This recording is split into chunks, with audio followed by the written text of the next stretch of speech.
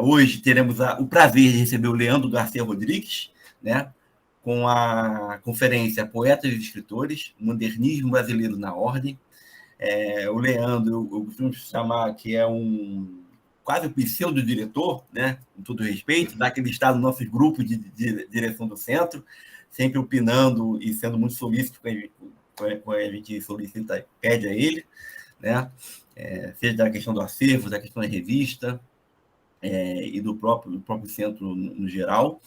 O Leandro é graduado em Letras pela Universidade de Castelo Branco, mestrado e doutorado em Estudos Literários pela PUC do Rio, tem pós-doutorado também pela PUC, em Estudos Literários, e posteriormente fez um outro pós-doutorado em Teologia, se não me engano, na FAGE, na Faculdade Jesuíta de Filosofia e Teologia, que fica lá em Belo Horizonte. Atualmente é professor do curso de Letras e da pós-graduação de Estudos Literários da Universidade Federal de Minas Gerais. Ele participa de grupos de pesquisas, entre os quais eu cito Rede de Pesquisa História e Catolicismo no Mundo Contemporâneo e Núcleo de Estudos de Historiografia Brasileira. E seu interesse em historiografia, né, fez organizar alguns livros, no qual eu cito 2. Um já publicado, né, que é a Correspondência Mário de Andrade e Alceu Moroso Lima, né, e o outro que está em fase final de produção, acredito que deve ser publicado em poucos meses, que é Correspondência ao Seu Moroso Lima e Jorge de Lima, né? E eu passo a palavra para o Leandro, para fazer algum complemento que desejar, se desejar, e é isso, gente. Uma boa palestra a todos. Ótimo, então. Bom, primeiramente, realmente boa noite, não só boa noite aos amigos do Centro Dom Vital, mas aos parentes, tem vários parentes meus aqui, e foi primos, Lauro, primo, Arilton, primo, enfim, outros tantos primos e primas aqui, alunos também, ex-alunos, e peço desculpas se foi essa confusão toda, porque o link anterior hackearam o link e entraram, enfim, essas coisas malucas que acontecem na rede de internet, na rede de computadores. E hoje, então, a gente encerra esse ciclo de conferências sobre a revista Ordem, e eu quero fazer um recorte, vamos dizer assim, muito específico, que é sobre a presença de escritores e de poetas do nosso modernismo na revista Ordem. Mas, antes disso, eu peço para fazer uma pequena introdução, porque aqueles que não conhecem, às vezes não têm muita convivência, eles estão participando só hoje do nosso ciclo. A revista Ordem, ela é a revista que pertence, é editada pelo Centro Dom Vital. O Centro Dom Vital, no ano que vem, completará 100 anos.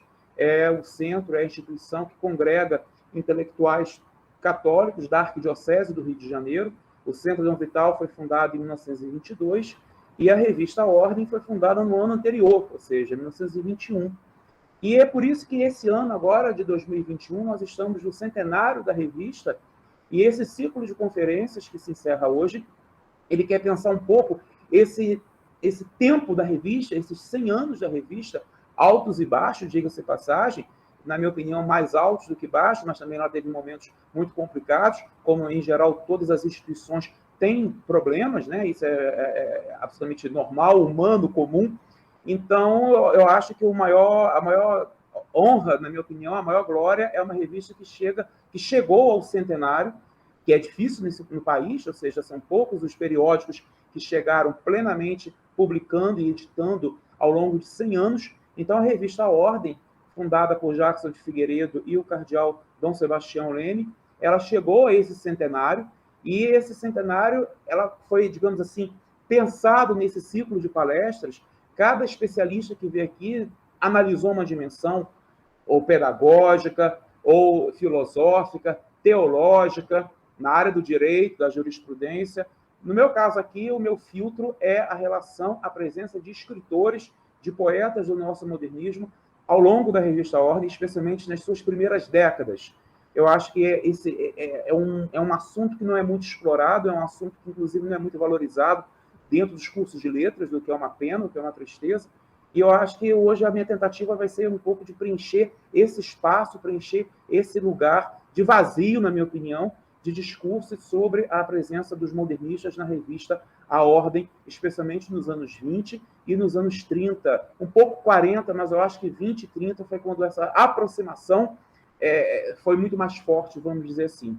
E é interessante que, quando a gente pensa em modernismo no Brasil, eu sempre falo com os meus alunos que a gente não pode falar nunca modernismo, mas a gente tem que falar modernismos. Uma das coisas mais erradas em termos de literatura brasileira, em termos de história da literatura brasileira, é achar que o movimento modernista foi um movimento único, homogêneo, uníssono. Não. O modernismo ele foi extremamente plural. O modernismo ele se apresentou de formas diferentes em diferentes regiões do Brasil. E alguns estados, como Minas Gerais, na minha opinião, foi mais sintomático ainda, porque houve vários modernismos dentro do próprio estado de Minas Gerais, uma vez que, em diferentes cidades do estado, nós tivemos núcleos de modernistas. O mais forte, o mais significativo, foi em Juiz de Fora, não foi nem na capital, Belo Horizonte, mas também Belo Horizonte, também São João del Rei, Ouro Preto, Itajubá, Cataguases, enfim, nós vamos ter em várias cidades do interior mineiro, mas principalmente a capital, na minha opinião, foi Juiz de Fora nesse sentido, nós vamos ter experiências diferentes de modernidade. O sul do Brasil teve as suas experiências de modernidade. O Nordeste nem se fala. Só que, infelizmente, parece que para a tradição literária, para a crítica literária, para a historiografia literária, só se enxergou, só se fala muito, só se discute muito até hoje, é a dimensão paulista de modernidade, ou o chamado modernismo heróico, que é aquele projeto modernista inaugurado com a Semana de Arte Moderna em 1922. Não, na verdade, a Semana de Arte Moderna, na minha opinião, ela foi o pontapé, assim, ela foi um escândalo. Eu acho que a Semana de Arte Moderna ela valeu mais pelo escândalo que ela provocou, especialmente no pós-semana, do que propriamente porque ela tenha inaugurado alguma coisa, começado alguma coisa. A gente não pode esquecer que Lima Barreto publicou o seu romance O Triste Fim de Policarpo Quaresma em 1915. E o romance do Triste Fim de Policarpo Quaresma, ele já trouxe uma série, digamos assim, de revoluções estéticas que a gente pode chamá-las de revoluções modernistas, especialmente na linguagem, especialmente no tipo de enredo, especialmente pela opção pelo enredo passado, a maior parte no subúrbio, na periferia do Rio de Janeiro, pela linguagem dos personagens, especialmente pelo substrato linguístico ainda de uma tradição, né, daquele chamado português das senzalas, que era o português que vinha, a língua portuguesa que vinha de uma tradição negra desde o século XIX. Então, isso tudo Lima Barreto já incorporou no Triste Fim de Policarpo Quaresma, e ele é publicado em 15. Em 1917, a pintora Anita Malfatti, em São Paulo, fez uma exposição que foi um verdadeiro escândalo. Ou seja, a ponto do Monteiro Lobato escrever na imprensa paulista na época que só um toxicômano, ou seja, só um viciado em drogas, conseguiria pintar os quadros que a senhora Malfatti tinha exposto. Ou seja, isso em 17. Só que em 22 que a gente tem a famosa Semana de Arte Moderna. De uma certa maneira, a semana ela veio congregar um movimento, uma vontade que já vinha de anos anteriores. E aquilo que eu disse, eu acho que a semana valeu muito pelo escândalo que ela provocou no pós-semana, na minha opinião. Agora, em outros locais, como o Rio de Janeiro, que é onde eu quero chegar, nós tivemos várias experiências de modernidade que não tiveram a mesma característica daquele projeto de modernidade de São Paulo, que era um projeto mais vanguardista, mais radical, ideologicamente muito ligado à esquerda, especialmente através do Partido Comunista e através de alguns grupos anarquistas que vinham em São Paulo desde a grande primeira greve em São Paulo, que ocorreu em 1917, se não estou muito enganado. Então, São Paulo vem com uma proposta de vanguarda artística, de revolução artística, muito própria da França, muito própria da Europa, das chamadas vanguardas artísticas europeias, que isso em São Paulo meio que, digamos assim, floresceu de uma forma muito maior que em outros locais. Como é o caso do Rio de Janeiro, era onde eu queria chegar. Então, essa volta toda foi para dizer que nós não tivemos um modernismo, nós tivemos modernismos, e um deles é a versão carioca, é a dimensão Rio de Janeiro, carioca e fluminense, desse projeto de modernidade. Ora, o projeto de modernidade no Rio de Janeiro sempre foi considerado muito mais conservador em relação aos outros projetos de modernidade do Brasil, especialmente em relação a São Paulo, que foi, digamos assim, aquele que entrou nos livros didáticos, nos manuais de crítica e historiografia literários. Então, o Rio de Janeiro ele sempre teve uma característica de ser muito mais conservador nesse sentido. E era no Rio de Janeiro que nós tínhamos um grupo literário, não só famoso, como importantíssimo, que era um grupo literário chamado Festa, de uma revista literária chamada Festa. E essa revista literária, esse grupo literário, vinha de toda uma tradição simbolista, ou seja, neossimbolista. E é uma outra coisa interessante que eu queria também nessa introdução falar, é o seguinte: nos livros didáticos de literatura, nos manuais de literatura, parece que o sujeito vai dormir simbolista e amanhece modernista. Parece que ele vai dormir parnasiano e amanhece simbolista. A coisa não foi assim. Na vida real, em vários momentos da nossa história literária, nós tivemos 2, 3, às vezes até 4 estilos literários acontecendo concomitantemente. Então, no início do século XX, nós vamos ter o final do realismo e do naturalismo, mas também nós vamos ter a corrente simbolista, também vamos ter a corrente parnasiana e já um pré-modernismo que se começa a se construir. E isso tudo ao mesmo tempo. Então, no início do século XX, nós ainda temos Olavo Bilac, Alberto de Oliveira, Raimundo Corrêa, que vinham de uma tradição parnasiana. Mas também nós vamos ter Andrade Muricy, vamos ter Alfonso de Guimarães, de uma tradição simbolista. Mas já tem Lima Barreto, Graça Aranha, Augusto dos Anjos, que já iniciam algo novo. E esse algo novo é que Alceu Moroso Lima, grande crítico literário na época, classificou, teoricamente, de pré-modernismo.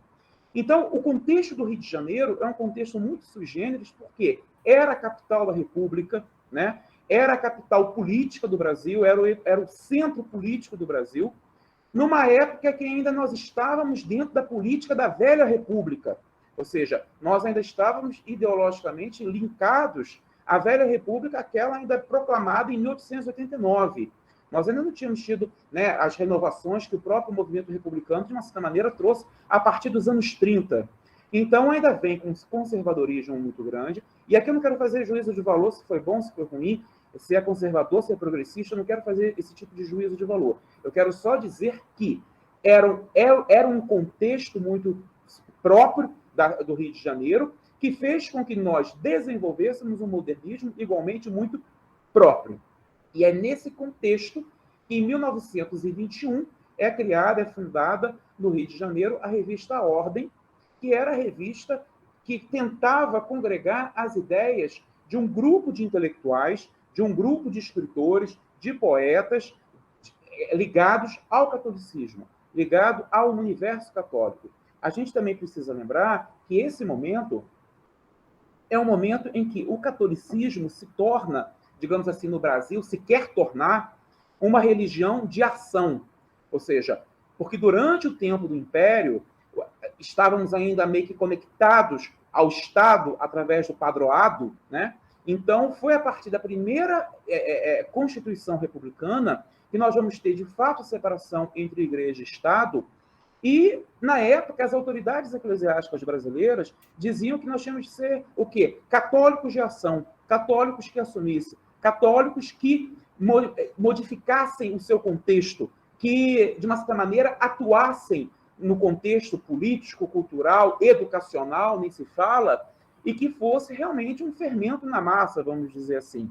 Isso tudo congrega para que esse grupo de intelectuais, capitaneado por Jackson de Figueiredo e pelo cardeal Dom Sebastião Leme, fundem a revista Ordem em 1921.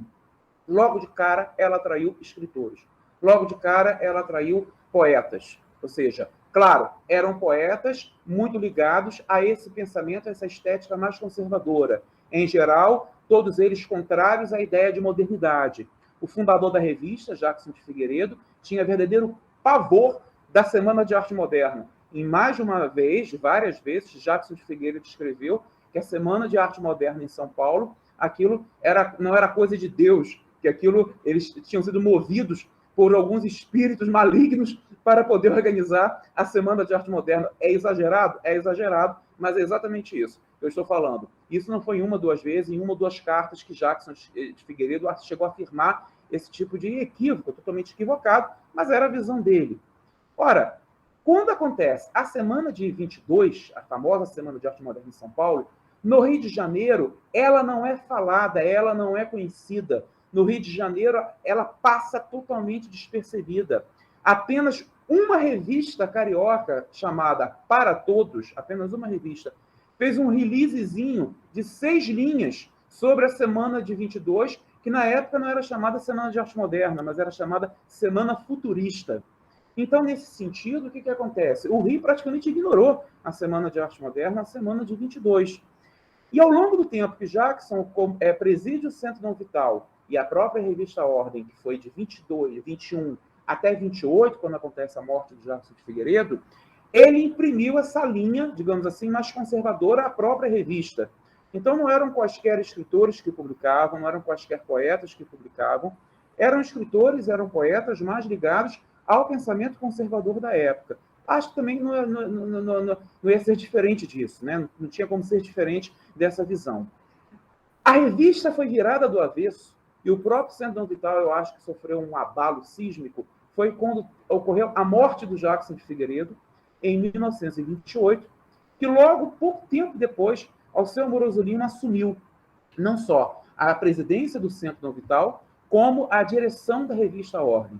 E Alceu, que já era crítico literário desde 1919, ou seja, ele já veio com uma imensa trajetória como crítico literário, uma respeitabilidade que ele desenvolveu gigantesca como crítico literário desde 1919, em 28, quando ele assume o Centro e a revista, ele, de uma certa maneira, atrai mais ainda. Ou seja, ele traz, primeiro, uma abertura muito grande à revista, do ponto de vista até editorial, e não só uma abertura à revista, como também a atração de vários escritores. E era muito interessante que esses escritores viam na revista uma possibilidade de serem conhecidos, de se tornarem conhecidos. Ora, Alceu desenvolveu uma ação crítica, de crítica literária, no Brasil inteiro. E isso, o arquivo dele, em Petrópolis, no Centro Alceu, no CAAL, deixa isso bem claro. Ele analisou gente, analisou poeta, analisou escritores do norte, do sul, do nordeste, do centro do Brasil, do sudeste, nem se fala. Ou seja, não foi aquele tipo de crítico literário que só ficou no eixo Rio e São Paulo. Muito pelo contrário. Realmente, ele conseguia, não sei como é que aquela criatura tinha tempo, de ler publicações do Brasil inteiro que lhe chegava, e ainda que fosse uma pequena notinha, um parágrafo só, ele fazia questão de colocar. Por quê? Porque aquilo dava visibilidade àquele escritor, especialmente o escritor das províncias, né, que na época era mais conhecido assim, ou seja, do interior, na capital federal. Então, ser publicado, ser falado, ser dito, ser citado, ser resenhado por Alceu naquele momento, e um pouco depois por Álvaro Lins, e aí Agripino Grieco, Lúcia Miguel Pereira, que já foi falado aqui nesse ciclo, mas na década de 20, ser citado, ainda que fosse de forma negativa por Alceu, era uma forma de você surgir, era uma forma de você aparecer, enquanto escritor, enquanto poeta. É nesse sentido que ele vai usar o periódico O Jornal, o nome do jornal era esse mesmo, O Jornal, que fazia parte dos diários associados do Assis Chateaubriand, e não só ele vai utilizar o jornal, como também vai utilizar a própria revista Ordem para divulgar a literatura brasileira. E aí vai começar uma verdadeira atração de escritores, e aí foram vários, não foram poucos. Eu vou citar alguns aqui, isso aqui foi só para vocês entenderem como que esses escritores e poetas chegaram até a revista, chegaram até o Centro Dom Vital. É interessante que o seu publicado não divulgava apenas os católicos, não. Os não católicos e os ateus, inclusive. Ou seja, é sempre bom lembrar que José Lins do Rego, que era ateu, publicou, ou seja, ficou conhecido. Jorge Amado chegou a ser sócio, chegou a ser membro do Centro Dom Vital. Isso eu acho muito interessante, por quê? Porque o Centro Dom Vital e a revista Ordem se tornaram centros de debate. De debate não apenas, claro, o direcionamento maior era para o grupo católico, mas não apenas para o grupo católico. Ou seja, foram publicados escritores e poetas que também não seguiam a religião católica nesse sentido.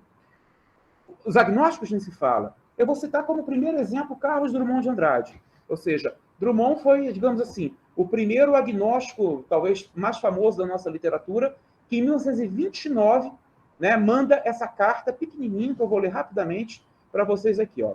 Belo Horizonte, 1º de outubro de 1929.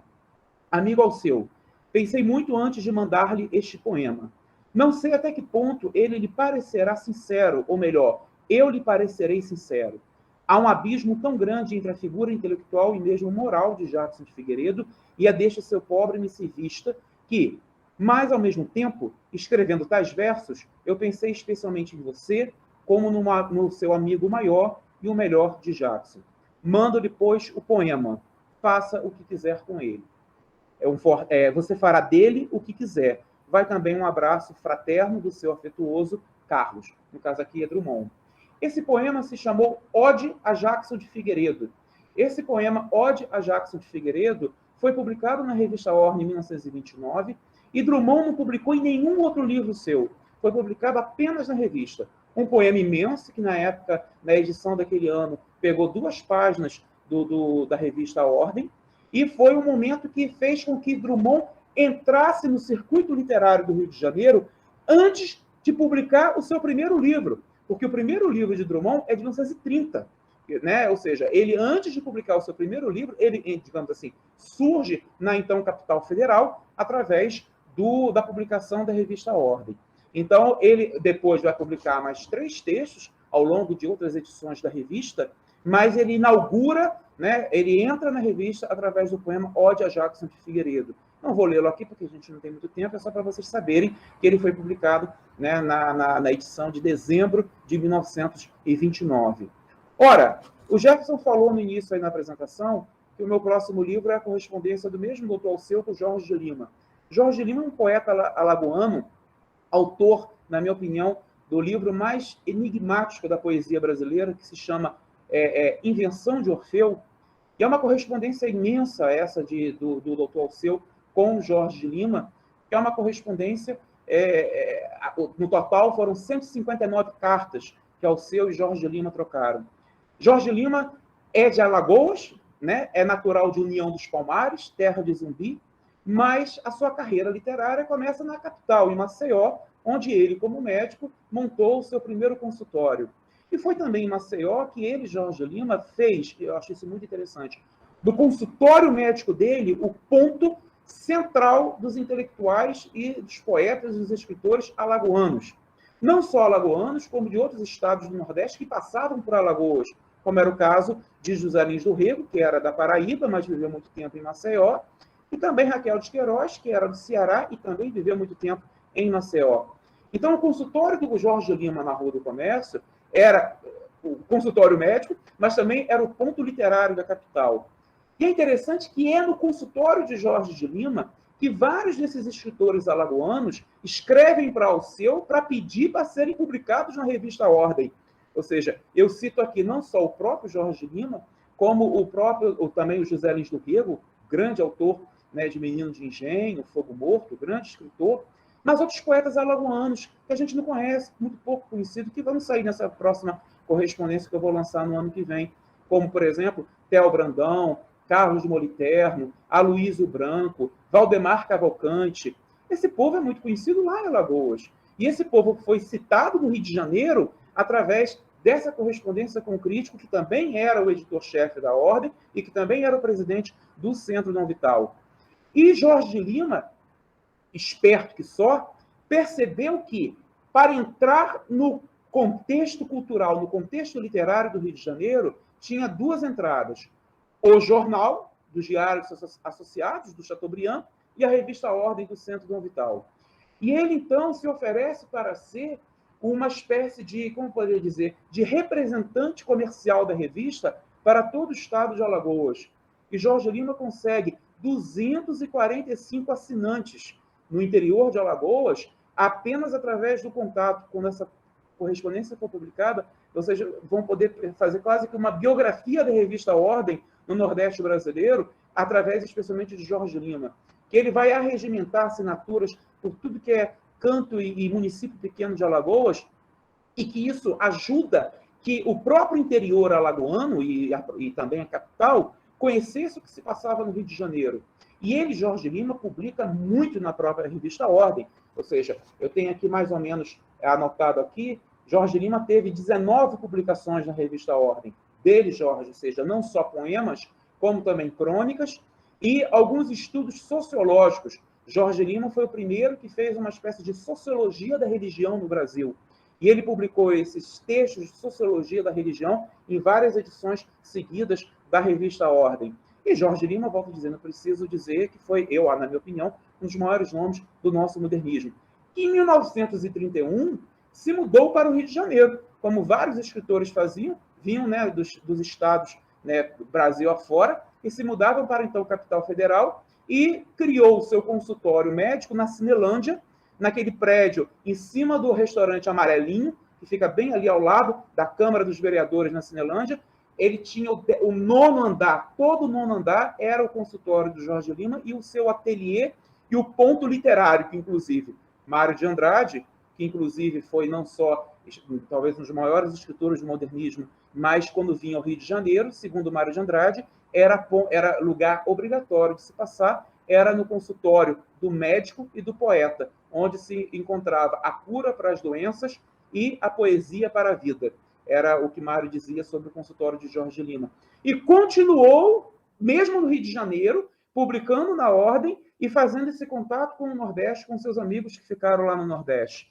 Ora, falar em Mário de Andrade, Mário foi outro grande agnóstico atraído pela Ordem e que publicou na revista Ordem, não publicou poesia, publicou carta aberta. Era muito comum naquela geração a publicação de cartas abertas, ou seja, na imprensa. Hoje em dia a gente não faz mais isso, né? Mesmo porque hoje em dia a gente quase não escreve mais carta e eu sempre acho que o correio só traz conta para pagar hoje em dia e às vezes nem conta está trazendo mais, está mandando tudo pelo link para a gente pagar pela internet. Mas naquela época era uma geração que escrevia muita carta. E nisso que escrevia muita carta, tinha também as publicações das cartas abertas na imprensa, que era para briga, era, em geral, para arrumar confusão, né? Ou era para responder alguém, para provocar alguém. A imprensa mudou muito nesse sentido. Então, nós tínhamos os grandes jornais, que o sujeito publicava carta aberta no Jornal do Comércio, e alguém no Correio da Manhã respondia através de uma outra carta aberta. Então, Mário vai publicar algumas cartas abertas, não na imprensa de jornal, mas na revista Ordem. Ou seja, teve um artigo da revista Ordem, em 1933, que de um médico chamado Públio Dias, e esse Públio Dias, ele fez uma viagem até Roraima, até o norte do Brasil, e lá ele conheceu algumas igrejas que já estavam assim, em ruínas, algumas igrejas católicas quebradas, destruídas, lá no interior de Roraima. E ele, então, escreve um artigo na Ordem, falando um pouco, né, sobre essa impressão que ele teve sobre essas igrejas destruídas no interior do Estado, né, que na época Roraima era território ainda, hoje é Estado. E aí ele cita o Mário de Andrade. Por quê? Porque Mário de Andrade tinha passado por Roraima em 1927. Mário, vocês sabem, fez duas grandes viagens ao norte do Brasil, e lá no interior do no interior do norte, quando ele passa por Roraima, ele conhece essas igrejas, inclusive tira foto dessas igrejas em ruína, que o tal do Públio Dias também passou e verificou. E ele, então, cita o Mário de Andrade num artigo da revista Ordem, que o Mário não gostou muito, então ele vai e publica, não vou ler a carta inteira, que é uma carta imensa, mas saiu na revista Ordem. Isso é muito interessante, por quê? Porque Mário, nesse momento que nós estamos falando, década de 30, Mário já não era mais um católico convicto. Era aquele católico de tradição. Era aquele católico que, segundo ele próprio, Mário de Andrade, não ia dormir sem rezar a Ave Maria e o Pai Nosso, né? Mas já não tinha mais não tinha, hipótese alguma, o mesmo fervor religioso que ele, Mário, teve, inclusive, na juventude. Foi congregado mariano, pertenceu à congregação de Santa Cecília, que era uma congregação ligada a músicos, na igreja de Santa Cecília, no centro de São Paulo, diga-se de passagem. Mário foi pianista, né, do coro da igreja de Santa Cecília. Mário teve uma inserção muito grande no catolicismo, né, na sua juventude, e que foi perdendo muito, né, conforme foi ficando mais adulto. Na década de 30 e 40, inclusive, o Mário está até revoltado demais com a igreja.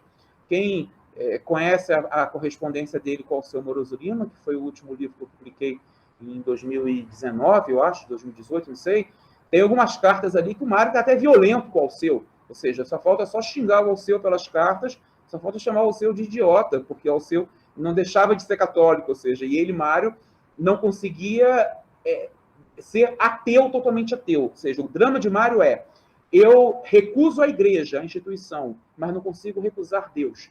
e diz claramente isso, ou seja, eu nego a instituição igreja, mas não nego a fé em Deus. Então, esses dramas existenciais atraíam muitos escritores à figura de Alceu Moroso Lima, por quê? Porque ele não só era a pessoa certa, na minha opinião, né, para dialogar essas questões, mas sabia argumentar, inclusive, com esses escritores, esses dramas mais existenciais. Como fizera muito bem o padre Leonel Franca.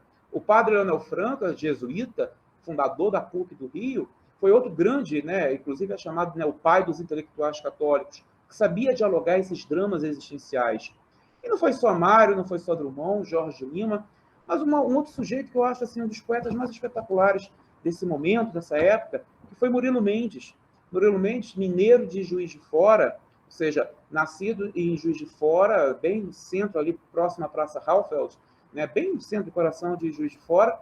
Começou ateu na vida, né, ou seja, começou ateu, na década de 20 está muito agnóstico, e se converte de forma muito violenta até ao catolicismo, em 1934, e a partir de 1934, quando acontece a conversão de Murilo Mendes ao catolicismo, a primeira porta de entrada a esse mundo católico intelectual foi através do Centro Dom Vital e através da revista Ordem.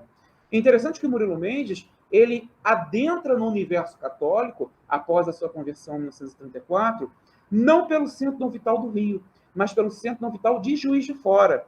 Por quê? Porque a gente sabe, isso ficou bem claro nesse ciclo, que o Centro Dom Vital ele se espalhou pelo Brasil afora. Teve vários núcleos.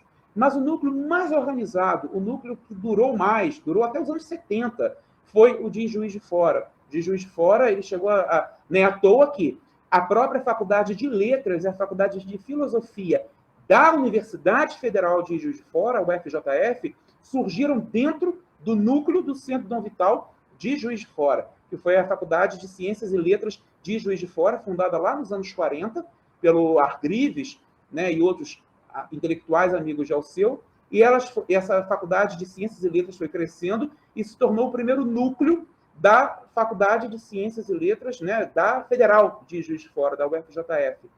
E o Murilo Mendes, quando ele se converte em 34, ele adentra nesse universo intelectual católico via Juiz de Fora. Mas ele se muda para o Rio de Janeiro, também para trabalhar no Rio de Janeiro, essa coisa toda, era a capital, onde tinha mais empregos até, Juiz de Fora, uma cidade do interior. E é no Rio de Janeiro, então, que ele passa a frequentar o Centro Dom Vital do Rio, né? E não só a frequentar, como a publicar, e muito. E eu tenho aqui separado, escrito, as publicações do Murilo Mendes, daqui, 14 publicações do Murilo Mendes na revista Ordem, não só em poesia, mas também em crônica. E quando eu falo Murilo Mendes e Jorge Lima, eu já estou caminhando aqui para a conclusão, até para dar espaço para o pessoal perguntar, o Centro Dom Vital teve uma revista paralela à revista Ordem, que essa revista é pouco falada. Eu não sei se ela foi falada aqui em alguns dos dias do ciclo, que eu não consegui assistir, participar de todos, mas foi uma revista literária e cultural chamada Vida. O nome da revista era Vida. Ou seja, a Ordem é a mais famosa, pela qual estamos aqui celebrando o seu centenário. Mas, paralela à Ordem, entre 1930 e 1939, o Centro Dom Vital também publicou uma revista chamada Vida, que eu acho uma revista fundamental e pouquíssimo conhecida. Por quê? Porque essa revista ela era publicada por rapazes. Quando eu falo rapazes, é rapazes mesmo, alunos universitários, que era da chamada AUC, A-U-C. AUC, A-U-C é a sigla de Associação Universitária Católica. É o que hoje seria a Pastoral Universitária das Faculdades, né? E essa AUC, A-U-C, Associação Universitária Católica, o diário oficial deles era a revista Vida. E essa revista ela foi importantíssima para escritores modernistas igualmente. Por quê? Murilo Mendes, Jorge Lima e Augusto Frederico Schmidt publicaram nela todos os números. Em todos os números tinha ou um poema, ou dos três juntos, ou de Jorge Lima, ou de Murilo Mendes juntos, ou eles revezavam, um número era Murilo, outro número era Jorge, outro número era Schmidt. Mas ao longo de 30 a 39, a revista Vida foi outro espaço importantíssimo para a divulgação do modernismo brasileiro, do modernismo literário brasileiro. Eu acho isso interessante dizer, por quê? Porque na hemeroteca da Biblioteca Nacional, a gente só encontra disponível a revista Vida dos anos 34, 35 e 36. Mas, conforme eu disse, ela vai de 30 a 39. Então, há de se fazer ainda uma bela pesquisa, inclusive para disponibilizar online esses outros números, porque ela é raríssima de se encontrar, porque ela só era publicada 300 exemplares. Cada edição só saía 300 exemplares. Então, hoje é uma peça rara a gente encontrar a revista Vida por aí afora. Ora, esses são escritores que eu acho fundamentais para pensarmos o modernismo, e outros escritores, e eu termino com esses outros dois, que foram Lúcio Cardoso e Otávio de Faria, aliás, três, e Augusto Frederico Schmidt.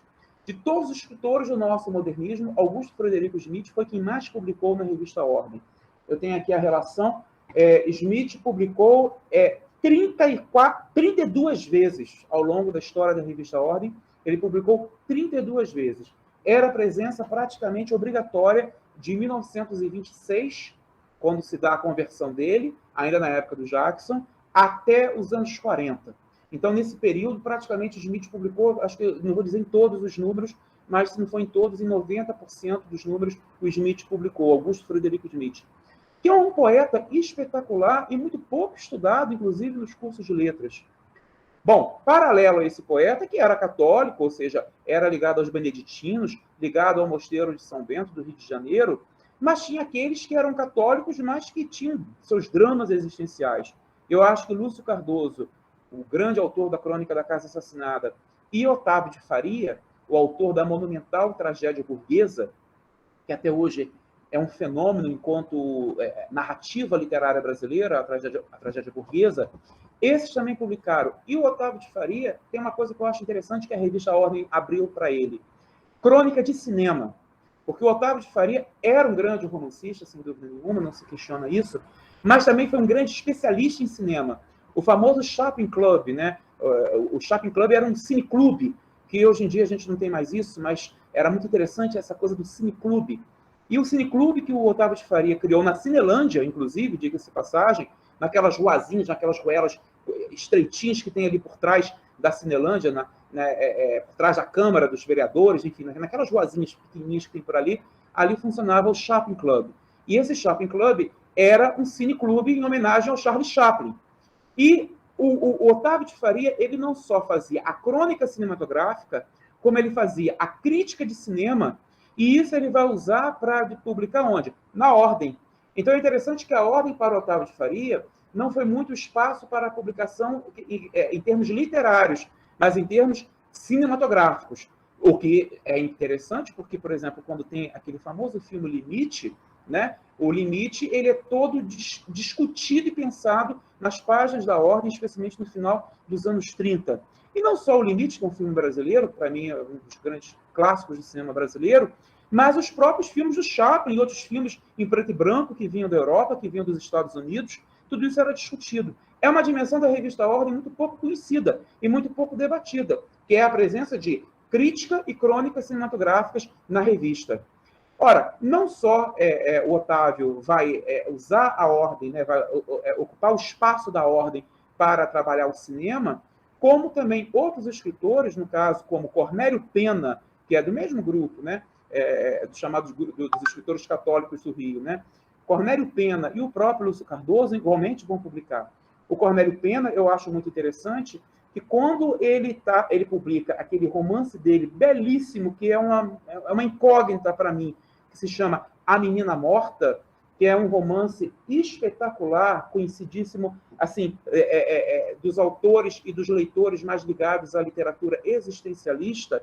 A Menina Morta, a primeira vez que se sabe do romance A Menina Morta, do Cornélio, é através da revista Ordem. Então, eu acho que essa revista, concluindo agora, para a gente começar a bater um papo e até direcionar de acordo com as dúvidas de cada um, é uma revista que, embora ela fosse, digamos assim, porta-voz do pensamento católico brasileiro, era a revista oficial de uma das instituições culturais e intelectuais mais importantes do catolicismo brasileiro do século XX, que foi o Centro Dom Vital. Mas eu acho que ela era muito aberta, inclusive, a escritores, a poetas, o meu filtro aqui é escritores e poetas. que não congregavam muito com o catolicismo. Muitos eram católicos, né, atuantes, né, praticantes, mas outros não eram. E eu acho que aí está a abertura dela, e não só a abertura, mas também a grande oportunidade que ela deu a escritores em início de carreira. Ou seja, ela deu oportunidade a escritores em início de carreira. Ela tinha uma seção dela que se chamava Crônica Literária. E essa seção Crônica Literária marcou história. Por quê? Porque eles faziam releases pequenininhos de escritores e de poetas desconhecidos. Às vezes o rapaz tinha publicado um texto, né, ou, perdão, um livro, lá em Belém do Pará, longe, ou seja, vai entrar na crônica literária, naquela seção da crônica literária que era organizada por um escritor chamado Jonatas Serrano. Jonatas Serrano, ele é do grupo fundador do Centro Dom Vital. O Jonatas que ficou responsável pela crônica literária, né? Ou seja, o Alceu era o editor-chefe, mas o Jonatas Serrano que fazia essa crônica mensal, ou às vezes de 2 em 2 meses, de acordo com os números da revista. Então, era para concluir, apenas para trazer um pouco dessa história, que eu acho que é pouco conhecida nos cursos de letras, muito mal falado ou não falado, não entrou, muito disso que eu falei com vocês, não entrou nas histórias, nos manuais de história da literatura, nos manuais de crítica literária, mas é parte do modernismo. E já que no ano que vem nós vamos comemorar, né, o centenário da Semana de 22, eu acho que não é apenas comemorar o centenário da semana, mas é fazer uma grande revisão honesta dessa nossa modernidade, que é uma modernidade complexa. É uma modernidade que ela congrega várias tendências, várias ideologias, várias estéticas de esquerda, de direita, ou às vezes sem nenhum direcionamento político explícito nenhum, porém, ou vanguarda ou tradição. O modernismo teve muita tradição. O modernismo não foi apenas a vanguarda no sentido, a vanguarda renovadora. Houve no modernismo também um quê de tradição, de manutenção da tradição. Não é à toa que o Vinícius de Moraes, que, diga-se, entre parênteses, também publicou na revista Ordem, o Vinícius de Moraes, os poemas talvez mais conhecidos e inesquecíveis do Vinícius de Moraes são sonetos. E Vinícius publica sonetos, especialmente a partir dos anos 40. E soneto é uma das formas mais clássicas, antigas e tradicionais de poesia. E mesmo após a Revolução Modernista dos anos 20, o Vinícius opta pelo soneto, assim como Jorge Lima optou pelo soneto. Não é à toa que Jorge Lima, um dos seus livros se chama Livro dos Sonetos. Cecília Meirelles optou pelo soneto. Vários escritores, Murilo Mendes ou também teve opção pelo soneto. Então é só para dizer que essas duas forças, a tradição e a vanguarda, caminharam ao longo do nosso processo modernista. O nosso modernismo não foi apenas a vanguarda ou apenas a tradição. Em alguns escritores, em alguns livros, em algumas publicações, de forma pontual, tivemos uma força talvez vanguardista mais escancarada. Eu acho que Oswald de Andrade é sempre lembrado como o escritor mais vanguardista, mais revoltado, mais revolucionário. Isso é verdade. Mas outros tiveram uma postura, digamos assim, muito equilibrada, ou seja, de publicar, de escrever dentro dessas duas linhas mestras de força de criação literária. E isso é o modernismo brasileiro. Ou seja, ele é a junção disso tudo, ele é um pouco, digamos assim, do amálgama de todas essas forças, essas correntes. Isso que eu acho que o ano que vem é um ano que nós teremos muito trabalho para repensar não apenas a Semana Paulista de 22, mas pensar e repensar a nossa própria modernidade. E a modernidade enquanto o quê? Enquanto fator, enquanto elemento de identidade nacional, de identidade cultural. Então é isso que eu gostaria, nesse primeiro momento, de trazer aqui a todo mundo. Muito obrigado. Bom, obrigado, muito obrigado pela sua fala, né? Foi muito, abriu vários questionamentos, vários caminhos para a gente pensar um monte de coisa, né? Foi uma fala muito abrangente. Nós já temos aqui uma pergunta, mas antes eu vou passar a palavra para o Renato, né? O presidente do centro, eleito esse ano. Então, como pediu a palavra, por favor, Renato, fica à vontade.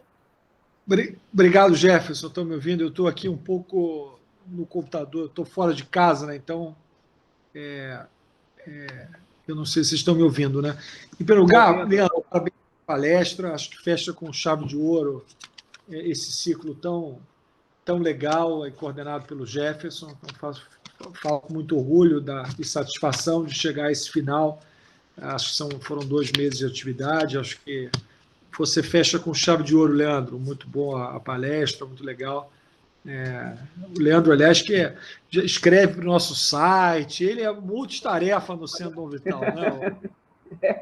Não durmo, não. Pois é. Né?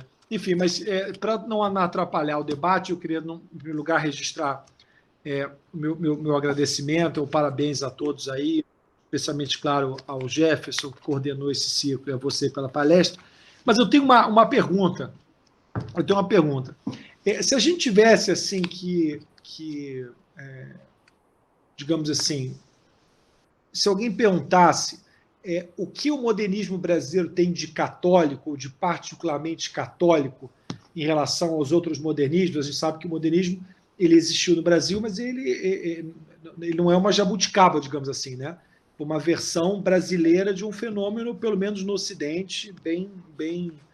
Então, a minha pergunta é, você acha que há alguma coisa distintamente católica no modernismo brasileiro? É uma pergunta que não só que os católicos vão fazer, mas que todos deviam fazer no momento de celebrar os 100 anos, né? Sim. E se você achar que tem alguma coisa, eu perguntaria também se algo desse catolicismo no modernismo brasileiro, de alguma maneira, você poderia atribuir, digamos, a uma certa influência do Centro Dom Vital ou dos debates havidos no Centro Dom Vital. Nessa é a minha pergunta. Bom, a tua pergunta dá para fazer uma tese, né? Tua pergunta é uma tese. Literalmente, eu acho que eu faria, se eu fosse te orientar no doutorado, 3 capítulos aí da tese de doutorado, né? Mas vamos de lá, que pegando aí partes. Primeiro, eu acho que há 2 dimensões no nosso modernismo que tem uma presença católica muito forte, na literatura e na pintura. Na pintura, com Cândido Portinari. Interessante que Portinari era ateu, mas eu acho que era o ateu mais católico que se tem notícia, na minha opinião. Porque a obra do Portinari, inclusive, eu ontem estava... eu tenho muita coisa do Portinari aqui em casa, de publicação, de obra geral, enfim, assim, realmente eu acho, para mim, um dos maiores fenômenos da nossa pintura.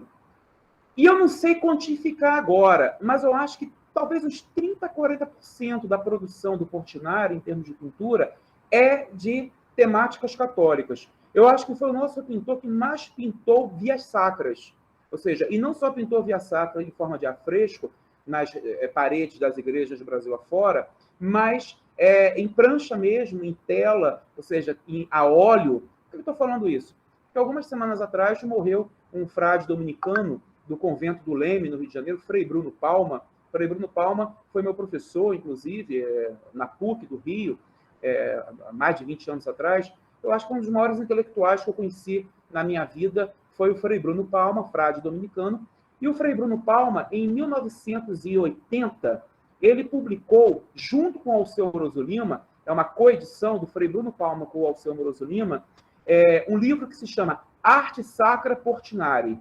Esse livro não é conhecido, assim, é raríssimo. Você encontra a 300, 400 reais na estante virtual esse livro que se chama Arte Sacra Portinari, onde você tem a reunião de toda a obra católica do Portinari ao longo da vida, e o Alceu, ele reuniu todas as pinturas que, enfim, junto com o filho do Portinari, né, com o Cândido, ele conseguiu reunir as produções, as pinturas e os afrescos católicos, de imagem, de assunto católico que o Portinari fez, e o Frei Bruno Palma fez uma explicação teológica. É um livro fundamental assim, para se pensar a cultura católica no Brasil, que é esse livro que se chama Arte Sacra Portinari, né? Que ele é de 1980, o doutor Alceu morreu em 83, ou seja, ele já estava bem velhinho, né? Ou seja, 3 anos antes da morte dele. E esse livro deixa muito claro, na verdade é um álbum, né? É um álbum belíssimo, deixa muito claro que houve realmente uma presença católica na pintura via Portinari. De Cavalcante também explorou muito pouco a dimensão católica na sua produção em termos de pintura. Agora, teve um pintor romeno, radicado no Brasil, que pouquíssimas pessoas conhecem, chamado Émeric Mercier, né? Em francês, Émeric Mercier. Ele era romeno, de mãe romena, pai francês, e ele vem fugido da guerra porque tinha alguma coisa ligada à linhagem judaica, não sei se era pela mãe, eu acho que ele era judeu pela mãe, a mãe era nascida na Romênia, mas de tradição judaica, enfim, sofrendo perseguição, que a gente sabe que aconteceu durante a guerra, ele vem para o Brasil. E o Émeric Mercier, ele vem para o Brasil e vai morar em Barbacena. Por quê? Porque antes de se mudar para o Brasil, ele mandou uma carta para o Georges Bernanos, que era outro grande escritor francês católico, que também estava radicado no Brasil, e o Georges Bernanos indicou que ele fosse para Barbacena. É muito doido de se pensar, porque Barbacena é uma cidade pequena do interior de Minas, e que naquela época Barbacena então devia ser uma cidade minúscula, né? E Barbacena se torna uma espécie de um epicentro católico literário com Georges Bernanos, na pintura o Émeric Mercier, que se torna, eu acho, talvez, e morre no Brasil, o Émeric Mercier morre nos anos 80, ele morre em 85, né?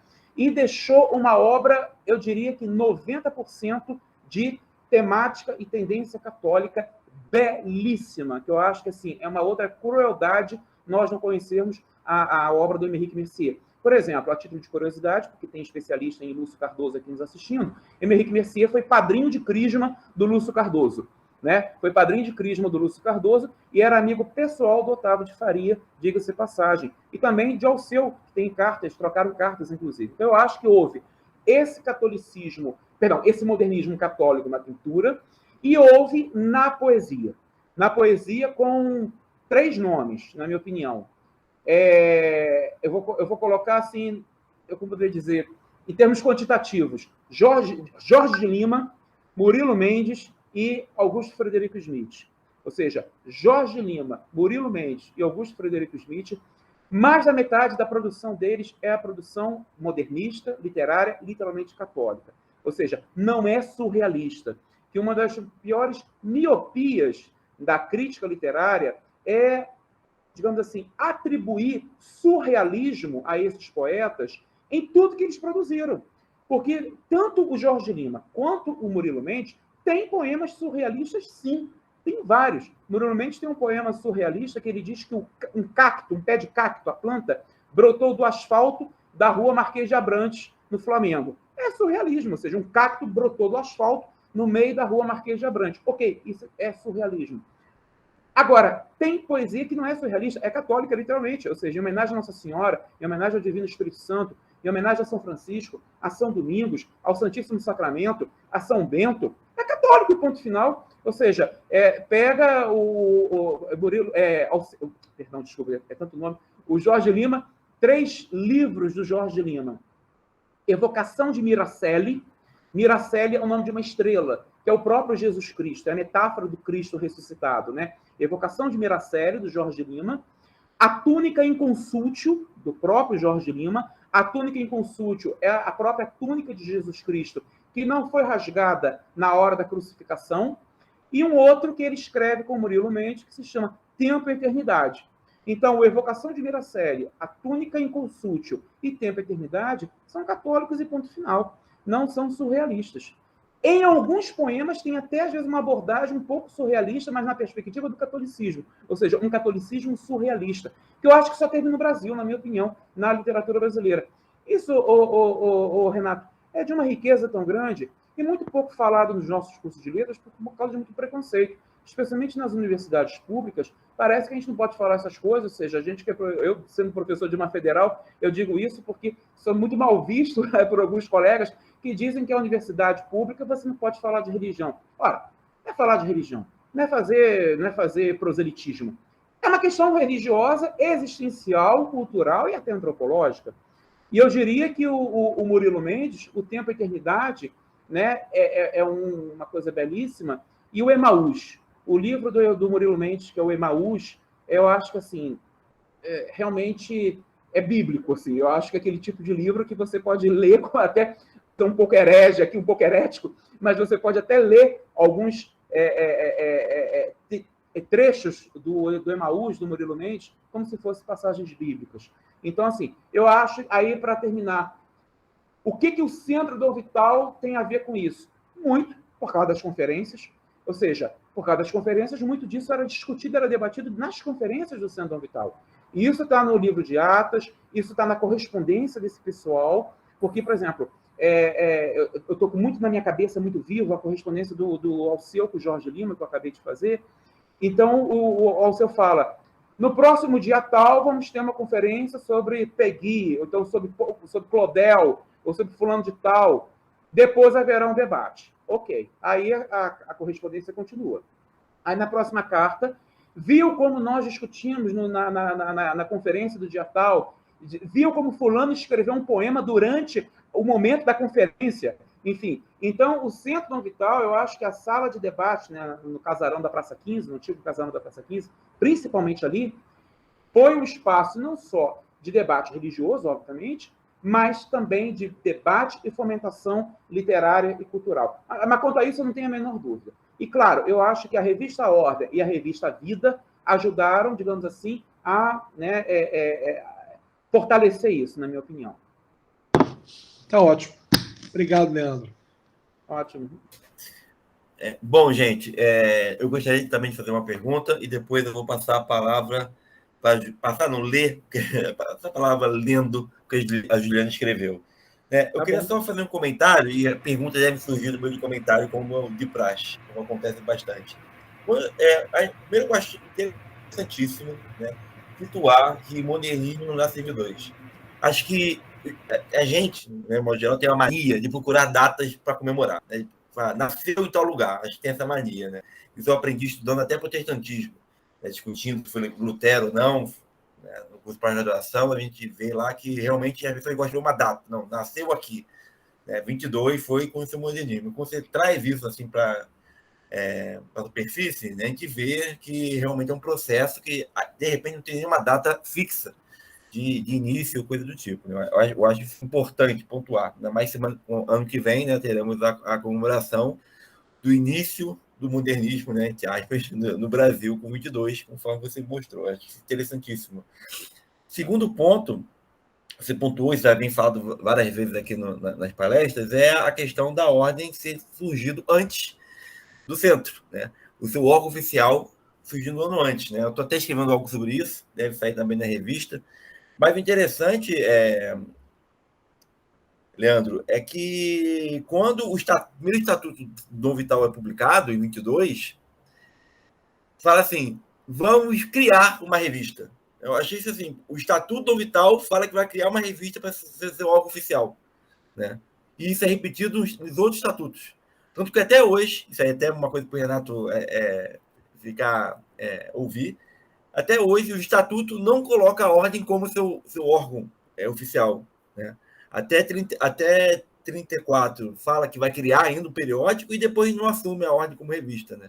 Isso eu acho até curioso.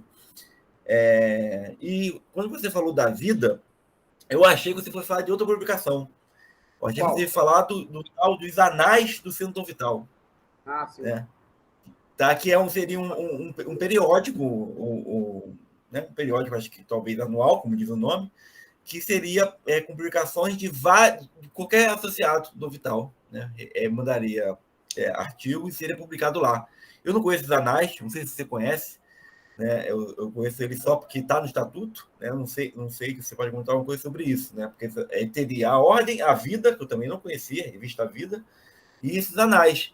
E em alguns momentos do estatuto fala assim, alguma coisa dos anais pode vir a ser publicada na ordem se a diretoria quiser, ou achar pertinente. Né? Então, você podia falar sobre isso, se você conhece o tema. E, por último, uma coisa que me veio à cabeça foi um comentário sobre o Cineclube do Otávio de Faria, né? O Cineclube, o Centro Vital de São Paulo, tinha um cineclube que foi importante, inclusive ajudou a criar a escola de cinema de lá, né, de São Paulo. Tem a ver com Escola Superior de Cinema de São Luís, né, que, se não me engano, fica em São Paulo, não sei se é São Luís, só me engano, né, e tem a ver com, e foi criada também pelo Centro Vital de São Paulo, pelo cineclube que tinha lá. Inclusive, nós tínhamos um cineclube até pouco tempo atrás, só que teve que ser interrompido. E isso já me bota a última pergunta. Desculpa que eu estou me alongando demais, mas a gente pode pensar não o Vital Ordem como um local de fermentação, né? Ali as ideias são colocadas, fermentadas, desenvolvidas, né? E lugar de experimento ou não. ou era lugar realmente de produto final, né? Se permite falar assim, ou um pouco de cada. Os autores iam lá, eles se formavam publicando, que a gente se forma também escrevendo, né? Então, se queria esse lugar de formação, além, óbvio, que você comentou, do local do debate, né? É isso, né? Eu queria pontuar. Bastante coisa. Vamos lá, aos poucos. Bom, primeiro que a biblioteca do Centro Dom Vital, ela era gigantesca. E ela era muito importante, por quê? Porque a biblioteca do Centro Dom Vital ficava justamente, né? Eu estou pensando aqui no Centro Dom Vital quando ele ocupava o grande casarão da Praça 15, né? Que o Dr. Alceu tem vários textos belíssimos sobre o casarão da Praça 15, e um dos espaços mais assim disputados, vamos dizer assim, era a biblioteca. Inclusive por muita gente que não frequentava as palestras, os eventos do Centro Dom Vital. Mas a biblioteca ela era gigantesca para a época. Estamos falando aí de algo de 90, 80 anos atrás, desse momento, onde não tínhamos grandes bibliotecas. E a biblioteca do centro ela era muito grande e muito diversificada. Inclusive, muitos números, assim, muitos títulos só tinha nela. Então, ela também atraía muito, o centro atraía muito essa questão de formação que você falou, não era só apenas pelo debate, pela publicação, mas era também pelo espaço da biblioteca. Uma coisa que, infelizmente, nós perdemos muito hoje em dia em vários sentidos. Essa coisa da biblioteca, da frequência da biblioteca, da ida até a biblioteca, né? E de você ficar lendo e estudando e debatendo e brigando e discutindo dentro da biblioteca. Há relatos nas cartas, especialmente a gente vê isso na troca de cartas entre eles, que isso acontecia. E acontecia com uma boa de uma frequência, diga-se passagem. Bom, outra questão que você colocou aí, São Paulo. São Paulo não só tinha o Cineclube no Centro Dom Vital de São Paulo, como também a questão do teatro, por causa do Zembinsky. O Zembinsky foi um dos grandes nomes do teatro brasileiro e também do cinema brasileiro. Ele foi membro do Centro Dom Vital de São Paulo, por quê? Porque o Centro de São Paulo, ele tinha a filial de São Paulo tinha uma característica muito particular. Era ligada aos dominicanos, em São Paulo. O convento dos dominicanos, quem conhece em São Paulo, fica nas Perdizes, em frente, praticamente, à PUC de São Paulo e ao Tuca, que é o teatro da PUC de São Paulo. Tanto que a primeira montagem de Morte e Vida Severina, do João Cabral de Melo Neto, se deu no Centro Dom Vital de São Paulo, no Tuca. Ou seja, eles ensaiaram com os membros do Centro Dom Vital, dentro do convento dos dominicanos, atravessaram a rua e montaram o Morte e Vida Severina no Tuca, que é o teatro da PUC de São Paulo. Isso eu acho muito interessante, porque assim, é algo muito pouco falado, inclusive, né? Ou seja, Vidas Secas, do grande clássico do nosso cinema novo, a primeira sessão de Vidas Secas foi no Centro Dom Vital, dentro do convento dos dominicanos. Porque, volto a dizer, era em frente mesmo. Quem conhece a Paróquia São Domingos, na Rua Caiubi, em São Paulo, né, é muito próximo à PUC e ao Tuca. Então, em São Paulo, mais até do que no Rio, o centro estava muito ligado a teatro e cinema. A debate de teatro e cinema muito ligado mesmo, mais até do que no Rio. No Rio teve muita questão do cinema pelo Otávio de Faria, mas não teve muito a pegada com o teatro. Em São Paulo teve, não só pelo Zembinsky, mas pelo TBC, o Teatro Brasileiro de Comédia. Por quê? Porque meu Deus do céu, eu estou lembrando agora o nome daquela atriz, que era esposa do Valmor Chagas, primeira esposa do Valmor Chagas, ou seja... Cacilda Becker. Cacilda Becker. Tanto que a Cacilda Becker, ela é velada quando ela morre, o velório dela é dentro do convento dos dominicanos. Por quê? Porque ela era membro do Centro Dom Vital de São Paulo, diga-se passagem, então ela fez essa ponte com o teatro, né? E o Zembinsky também um pouco com o teatro e um pouco com o cinema. Isso eu acho fundamental de nós pensarmos esse espaço de formação intelectual e cultural que o centro teve.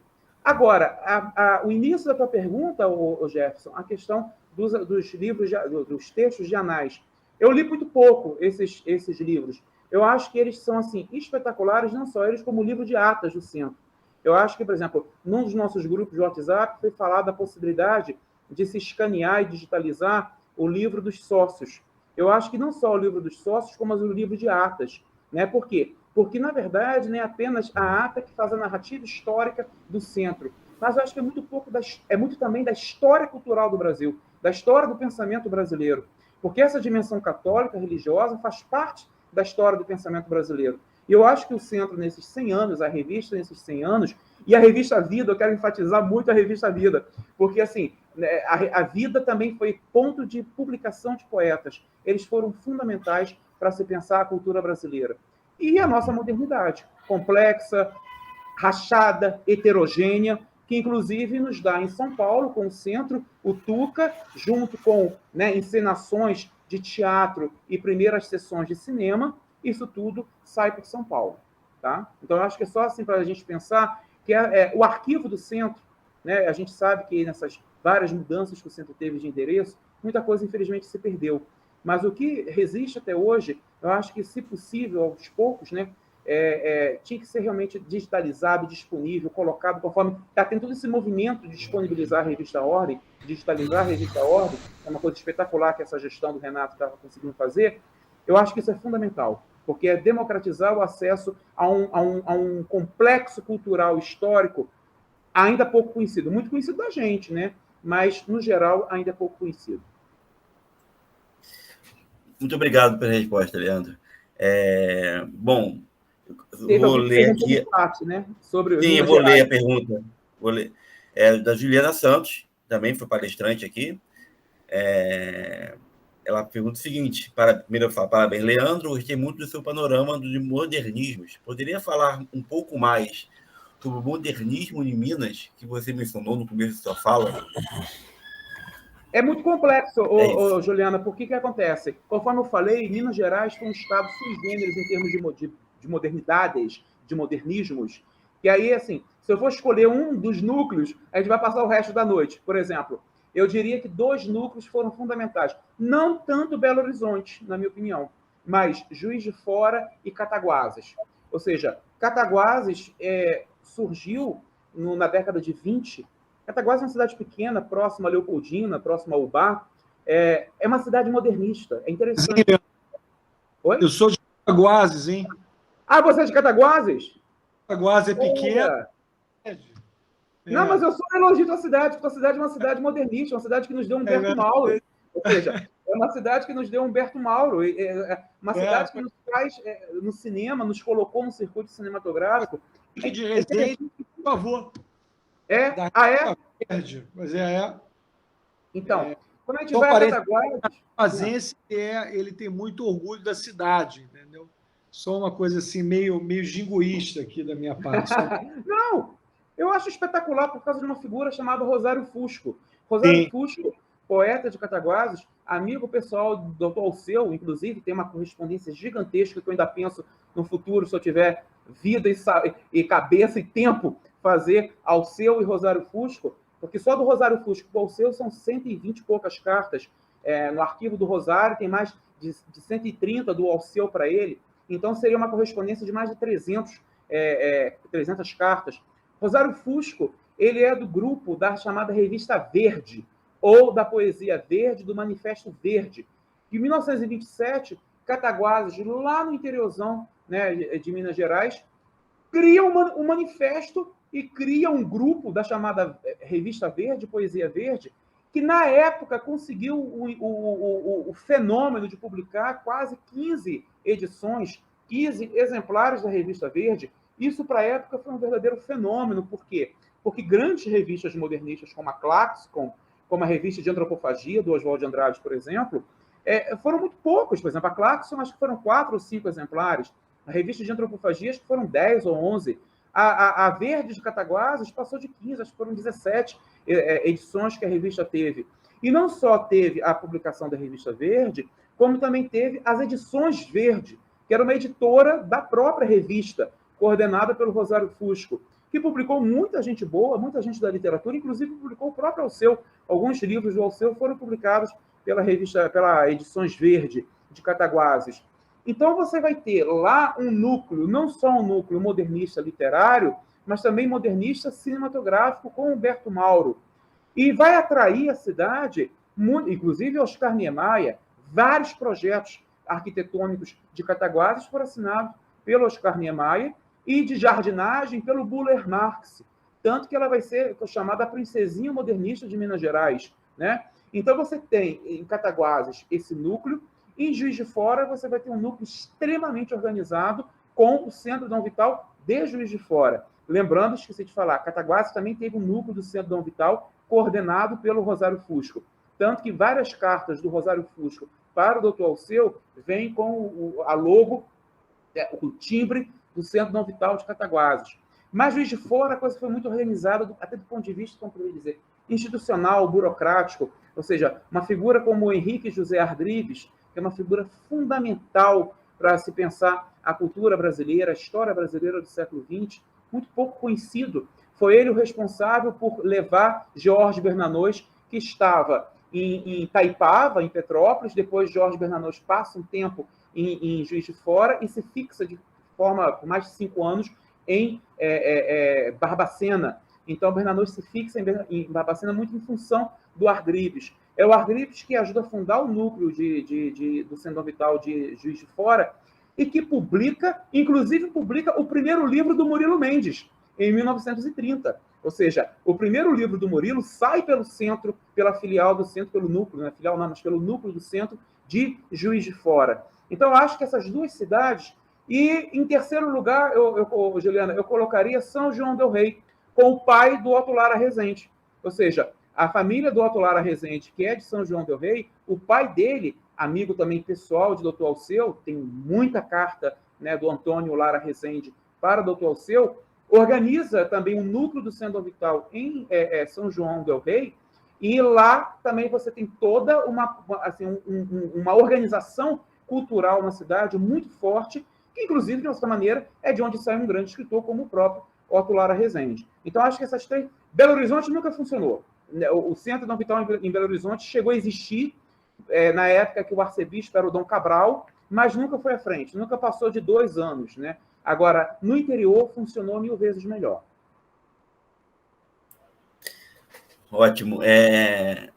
Bom, Juliana, se tiver tudo ok... Muito obrigado, Leandro. Gostei de te ouvir. E aproveito para parabenizar também o Jefferson, Centro Vital, pela qualidade do evento. Obrigado, Juliana. O Carlos Humberto fez uma pergunta rápida, né? Assim, haveria alguma publicação ilustrada sobre a obra de Émeric Mercier? Teve. Boa, Schumberg, a tua pergunta. O filho dele está até no meu Facebook. E, na verdade, não chega a ser uma obra ilustrada. Nunca foi feito, por exemplo, um catálogo do Mercier. É uma coisa de maluco isso. Ou seja, volto a dizer, tem umas coisas no Brasil que realmente não dá para entender, né? Teve, antes, o Schumberg, de eu falar do Mercier, rapidinho, se não me esqueço, teve um pintor, um frade dominicano, pintor, que foi o Frei Confalone, Giuseppe Confalone, um frei italiano, um dominicano italiano, que ele veio para o Brasil no início dos anos 50, mais especificamente em 1951, e ele chegou e ficou em São Paulo. Já ouvi falar nele. Frei Confalone, eu acho Frei Confalone uma das maiores injustiças que nós temos no Brasil em termos de memória. Por quê? O Frei Giuseppe Confalone, ele era dominicano da província de Bolonha, na Itália, e ele veio transferido como missionário para o Brasil em 1951, passa alguns meses em São Paulo e ele opta para ir para Goiânia. Por quê? Goiânia era uma cidade muito jovem na época, né? Uma cidade planejada, e muito jovem, e ele queria, digamos assim, entre aspas, participar, né, desses primeiros anos da cidade de Goiânia. E ele já é pintor quando ele vem para o Brasil. Ele, inclusive, na Itália, antes de vir para o Brasil, ele já pintou muito, afrescou muito, né, na Itália, e vem para o Brasil e funda, em Goiás, a Escola Goiana de Belas Artes. Essa Escola Goiana de Belas Artes é onde hoje é a Faculdade de Belas Artes da Federal de Goiás. E o Frei Confalone, Giuseppe Confalone, ele era cubista. Eu acho isso interessantíssimo, porque ele é um frade, um religioso, um padre dominicano, mas ele era cubista, ou seja, ele seguia a vanguarda artística do cubismo e um pouco futurista também. E ele foi muito mal visto, foi esculhambado demais na época dele. Por quê? Porque a pintura religiosa dele não é essa pintura, digamos assim, sacra tradicional. Ele subverte todos os cânones da pintura católica, tanto que, por exemplo, ele era dominicano. As pinturas dele de São Domingos, quando ele representa São Domingos, ele representa como um sertanejo, como um homem pobre. As figuras, as imagens de Nossa Senhora pintadas por ele, sempre uma Virgem Maria muito cabocla até. Isso, na época, despertou um bafafá danado, ou seja, ninguém considerava ele, inclusive, como pintor católico. Mas, por que eu estou falando isso? O Frei Confalone se correspondeu muito com o Portinari, eu já li as cartas do Confalone com o Portinari, e com o Émeric Mercier, era onde eu queria chegar.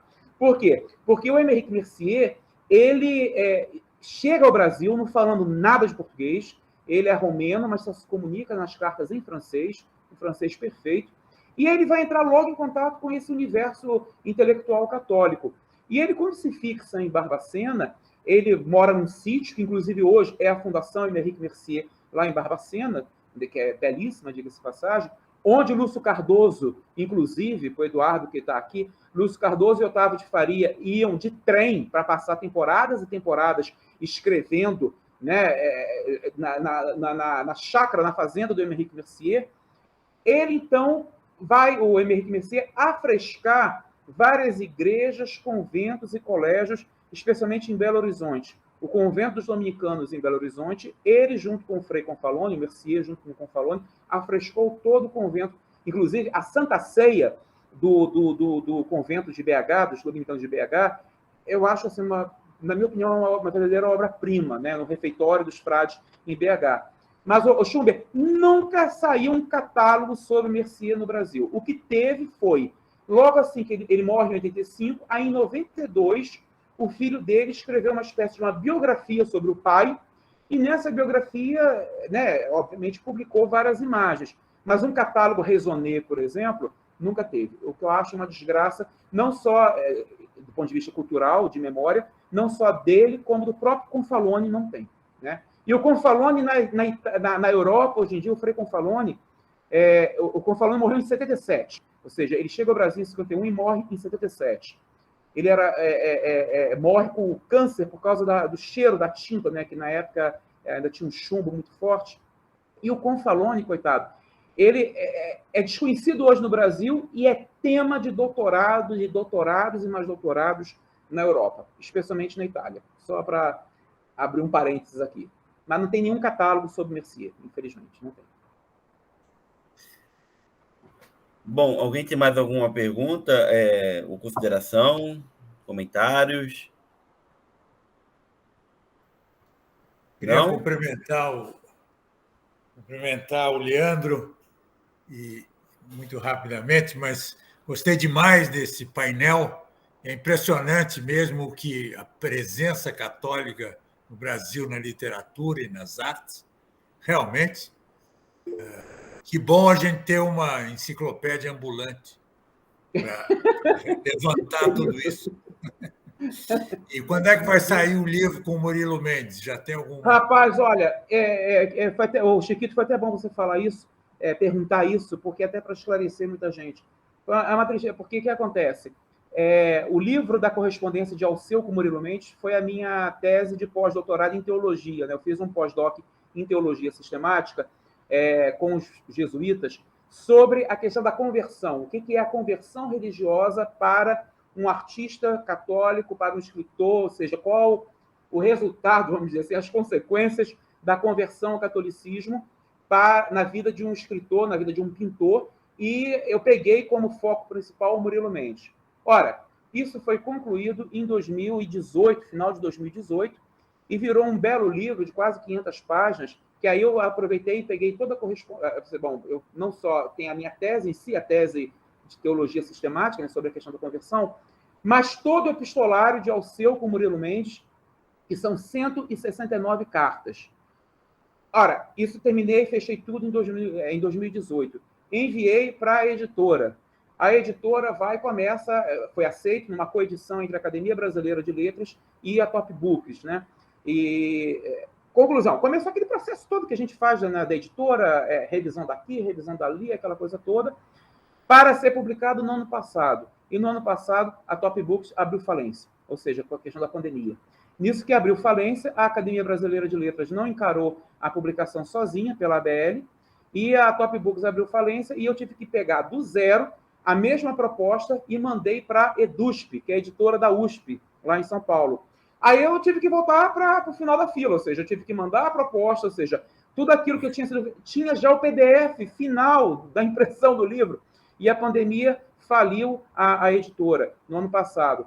Então, a EDUSP aceitou a publicação e eu acho que deve publicar no ano que vem. Só que, depois disso, eu organizei a correspondência do Alceu com o Jorge Lima. Essa sim, que eu fiz depois, vai sair primeiro. Especificamente, a publicação de Alceu e Jorge Lima vai ser em março, fevereiro ou março, que vai ser a comemoração da Semana de Arte Moderna em Alagoas. Ou seja, a correspondência de Alceu com Jorge Lima foi financiada, foi ajudada, foi bancada, literalmente, eu preciso falar isso, uma questão de justiça, pelo governo de Alagoas, através de um edital de fomento à cultura pelos 200 anos do estado de Alagoas. Eu entrei nesse edital e consegui, né, ganhar uma das cotas do edital do governo de Alagoas, mandei o projeto, eles aprovaram, e aí o governo alagoano, né, investiu todo o valor que eu pedi para a questão de pesquisa. Por quê? Porque deu um trabalho danado, porque aí entrou a pandemia, ou seja, foi uma coisa de maluco.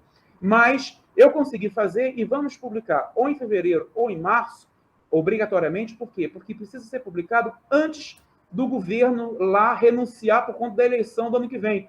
O governador de Alagoas, ele vai candidatar a senador no ano que vem e vai renunciar em março. E isso só pode ser publicado antes da renúncia dele pela questão de lei de responsabilidade fiscal, uma coisa assim, uma vez que isso foi comprometido durante o governo dele.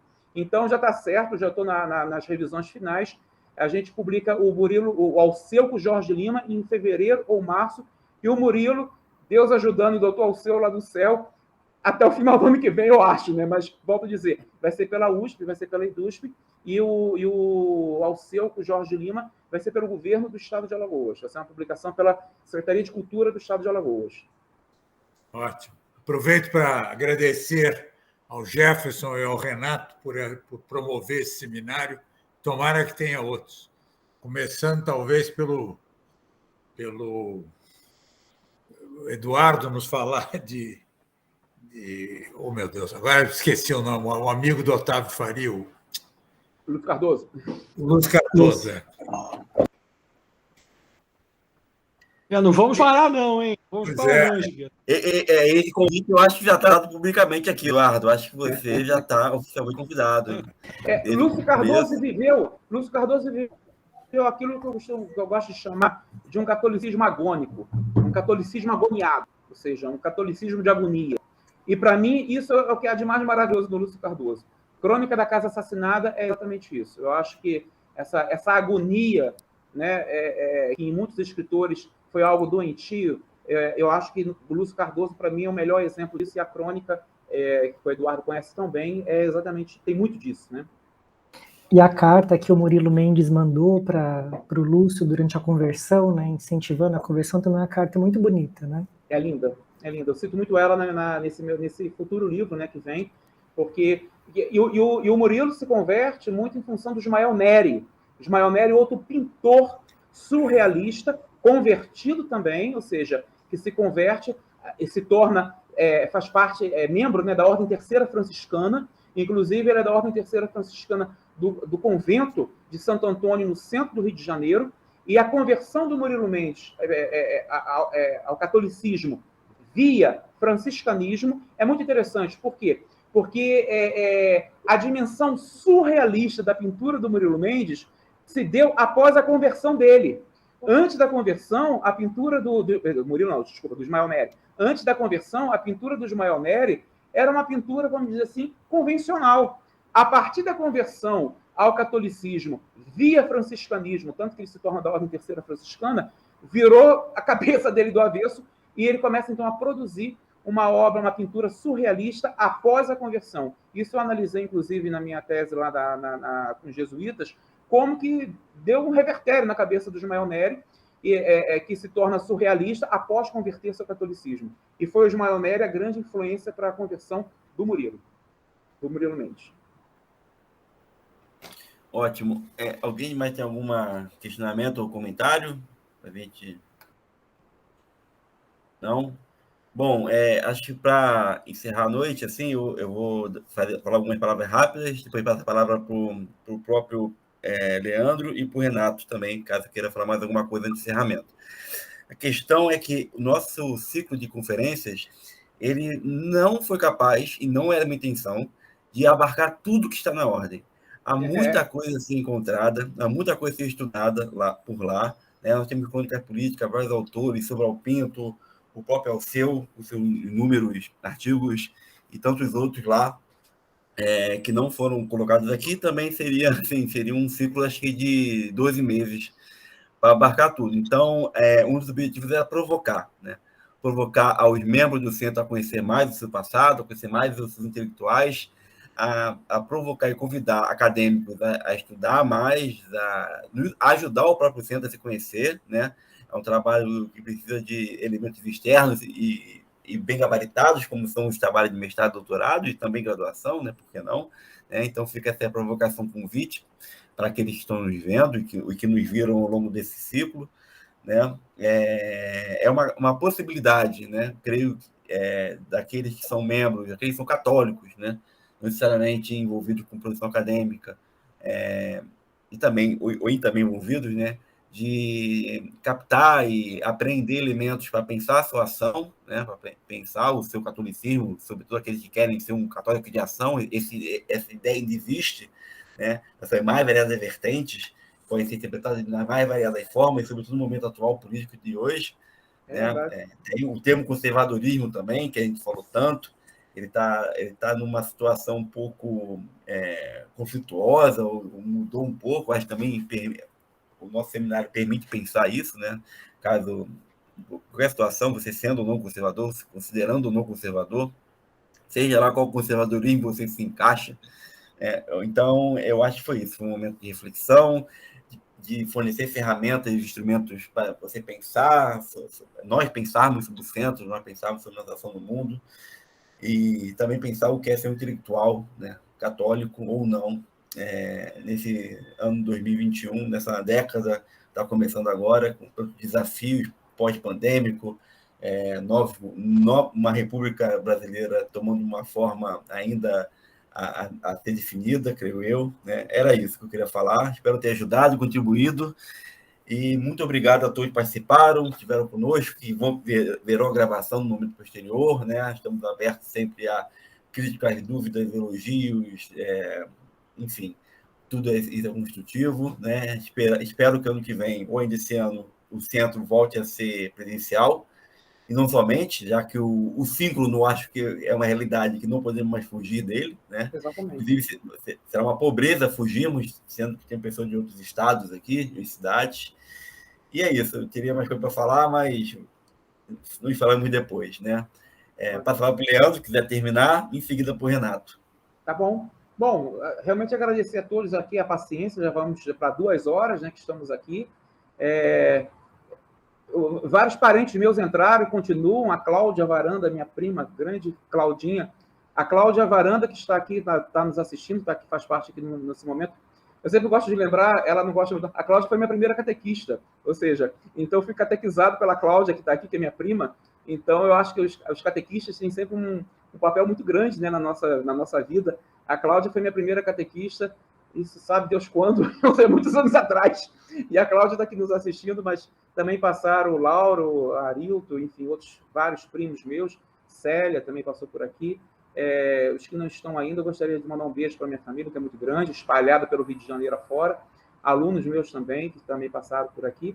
E agradecer muito ao Renato e a você, Jefferson, pelo convite. Né? Eu acho que a ideia é essa, ou seja, é sempre jogar ideia e pulverizar a cabeça do povo com ideias. Eu acho que, no fundo, alguma coisa sempre fica, alguma noção sempre fica. E tomara que no ano que vem a gente possa realmente voltar, né, a todas as atividades. E espero, por exemplo, lançar esses próximos livros meus, o lançamento carioca ser no Centro Novital, né? Ou seja, fevereiro tem o lançamento, ou mais tardar em março, da correspondência ao seu Jorge Lima, lá em Alagoas, já está agendado para São Paulo. Eu gostaria de fazer o lançamento carioca no Centro Novital, não só pela simbologia do espaço, da instituição, mas também pela localização no centro da cidade, que facilita o acesso de todo mundo.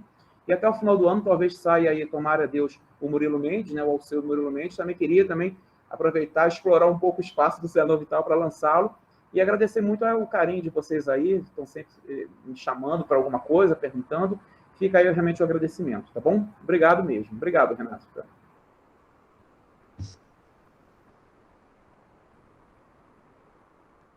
Jefferson, sem muitas delongas, eu só queria mesmo agradecer ao Leandro, como eu já falei, pela sua dedicação ao centro, a você por ter coordenado esse ciclo. Acho que foi um sucesso.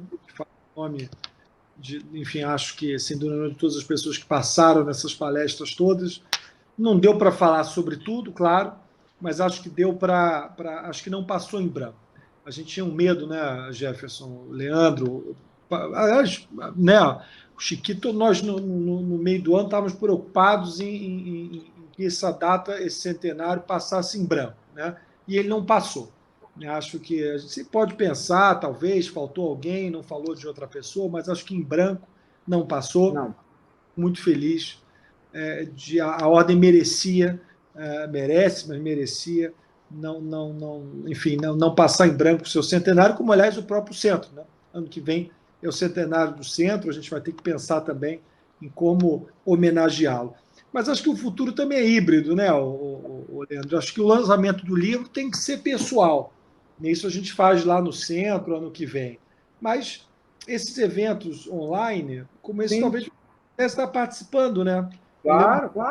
Quando você se mudou, perder um pouco o contato com o centro, que é verdade. Então, acho que a gente, talvez, se Deus quiser, ano que vem, numa normalidade maior, a gente consiga encontrar uma realidade híbrida. O lançamento do livro, com certeza, tem que ser presencial. Mas acho que esse modelo online é bom não só porque pessoas do mundo inteiro, eu não estou no Brasil, né? Podem participar, não estou agora. E, ao mesmo tempo, fica o registro. Então, daqui a 50 anos, alguém pode acessar. Acho que a gente tem um muito grande, um acervo que vai se construindo. Né? Imagine se todas essas palestras, todos esses debates que você mencionou hoje tivessem sido gravados. Né? Que riqueza. Né? Então, exatamente. Tem isso também. Né? Então, enfim, é só isso, gente. Obrigado a todos, mais uma vez, pela dedicação à ordem, ao Centro Dom Vital. Enfim, tomara que Deus nos proteja nesses próximos anos, a gente consiga celebrar o centenário do Centro Dom Vital, também, eu acho, como celebramos o centenário da Ordem. Um abraço a todos. Um abraço. Um abraço, fiquem com Deus. Até uma próxima. Boas festas para quem não vê mais, né? Um abraço, fiquem com Deus. Tchau. Tchau.